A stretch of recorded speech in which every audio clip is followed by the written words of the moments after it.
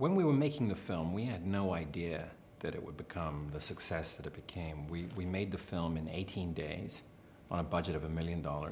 And I think we were all hoping just to make our money back, actually. We had no idea it would end up making $100 million on opening weekend and spawn the most successful horror franchise in cinema history. Yeah.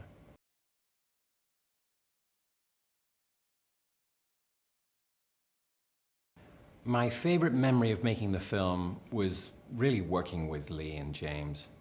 They were so incredibly passionate, and they made what could have been a very morose and depressing film with us chained to the wall for the most part, really somber, but they made it fun.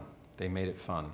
And they're two kids from Melbourne, Australia, you know, right out of film school, and they were just like kids in a candy store.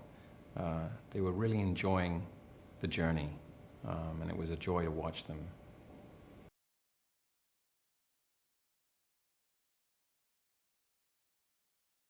Two things. First of all, I really had a great time making it. It really was fun. I mean, even though we worked so fast in 18 days, we barely had time to sit down.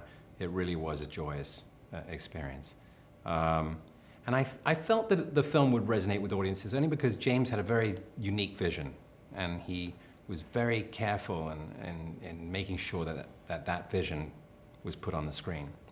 I'll never forget, he gave me a DVD of a scene that he shot back in Melbourne, which was the reverse bear trap scene. And instead of Shawnee Smith, it was Lee Winnell wearing this bear trap.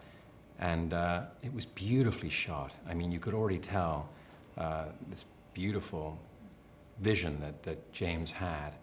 And they borrowed the money to shoot the scene from family and friends. So I already knew how passionate they were about the film, and they just, it was just incredible to see these two young filmmakers with such a unique vision.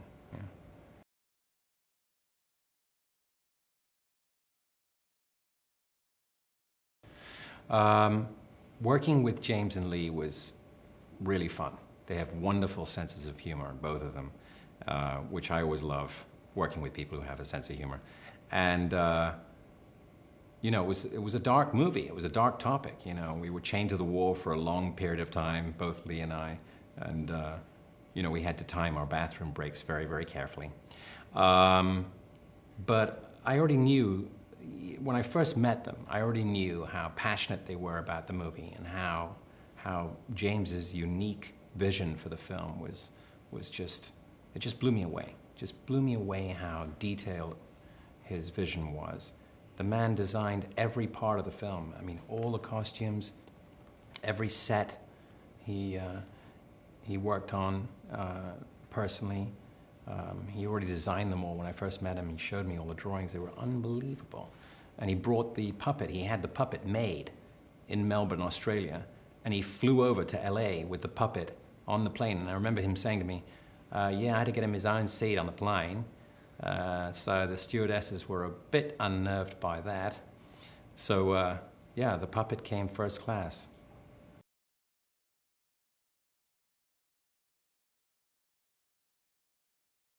I think the reason that Tobin's Jigsaw, you know, has resonated with audiences is that James and Lee, having gone to Melbourne Film School, were real students of film, and they spent hours and hours studying the classic horror films that you mentioned that have all these incredible iconic bad guys, and they were determined to come up with their own iconic bad guy. And I think they succeeded beyond their wildest dreams with Jigsaw. I mean, he's a frightening character, and I mean, memorable is not the word for it. It's just, it lingers in your subconscious, you know?